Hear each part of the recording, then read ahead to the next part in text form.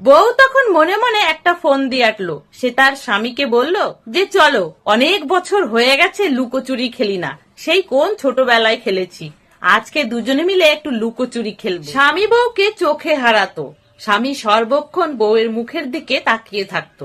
বউ যদি রান্না করত, স্বামী পাশে বসে গালে হাত দিয়ে বউয়ের মুখের দিকে তাকিয়ে থাকতো।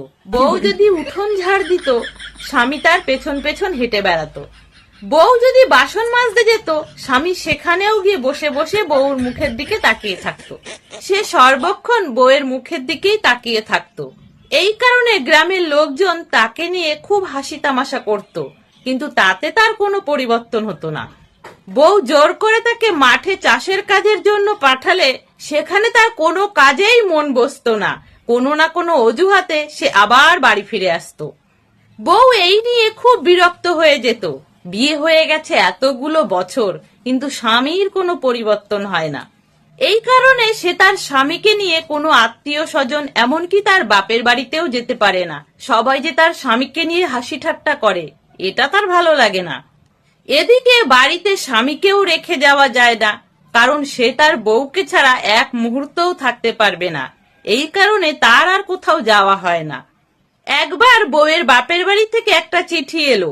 সেই চিঠিতে লেখা ছিল তার মায়ের খুব শরীর খারাপ, শেষবারের মতো একবার অন্তত গিয়ে তার মাকে যেন সে দেখে আসে। বউ পড়ল মহা বিপদে।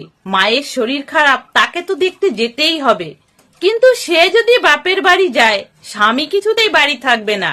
সে তার বউয়ের পেছন পেছন ঠিক তার বাপের বাড়ি যাবে, আর তাকে নিয়ে যাওয়া মানেই হাসি তামাশার কারণ হওয়া। তাই যেভাবেই হোক স্বামীকে বাড়ি রেখেই যেতে হবে। বউ তখন মনে মনে একটা ফোন দিয়ে আটলো। সে তার স্বামীকে বলল যে চলো, অনেক বছর হয়ে গেছে লুকোচুরি খেলি না, সেই কোন ছোটবেলায় খেলেছি, আজকে দুজনে মিলে একটু লুকোচুরি খেলবো। স্বামী তো শুনে খুব খুশি হলো, কারণ বউ এত বছরেও এত মিষ্টি করে তার সাথে কখনো কথা বলেনি। স্বামী রাজি হয়ে গেল। বউ তখন বলল, আমি চোখ বন্ধ করে 10 পর্যন্ত গুনবো, তুমি পাশের ঘরে গিয়ে লুকিয়ে পড়বে, তারপরে আমি তোমাকে খুঁজে বার করব, তার আগে কিন্তু তুমি বার হবে না। বউয়ের কথায় স্বামী মাথা নাড়ায়। বউ তখন 1 থেকে 10 পর্যন্ত গুনতে থাকে, আর স্বামী লুকিয়ে পড়ে। বউ চোখ খুলে দেখে তার স্বামী লুকিয়ে পড়েছে।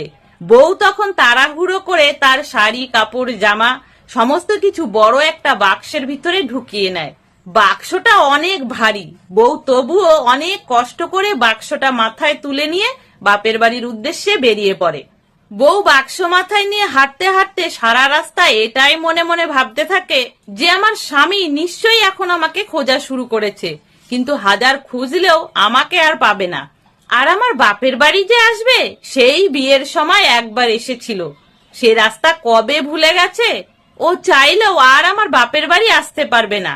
এই কটা দিন নিশ্চিন্তে আমি আমার মায়ের কাছে কাটাবো। অত বড় বাক্স মাথায় নিয়ে বউ বাপের বাড়ি ঢুকলো। তার ভীষণ কষ্ট হয়ে গেছে। কোনো রকমে বাক্সটা নামিয়ে সে বসে একটু জল খেয়ে নিল, কিছুক্ষণ বিশ্রাম করলো, মায়ের সঙ্গে দেখা করলো, বেশ কিছুক্ষণ কান্নাকাটিও চললো। তারপরে বউ ভাবলো এবারে কাপড় চোপড় বদলানো দরকার।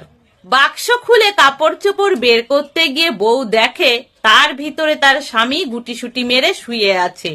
এই দেখে তো বউ মাথায় হাত দিয়ে আবার কাঁদতে আরম্ভ করলো, আর স্বামী উঠে বসে গালে হাত দিয়ে তার বউয়ের মুখের দিকেই চেয়ে রইল। আর এই দেখে পরিবারের বাকি লোকেরা হাসতে লাগলো। তাহলে বন্ধুরা, এই ছিল আজকের একটা ছোট্ট মজার গল্প। যদি ভালো লাগে প্লিজ লাইক করে দিও, সাথে কমেন্টেও জানিও তোমাদের মতামত। সকলে ভালো থেকো, সুস্থ থেকো।